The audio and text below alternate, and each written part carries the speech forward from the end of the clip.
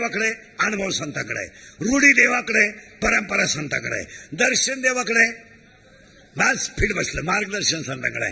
3 सुख देवाकडे, समाधान संताकडे. झालं.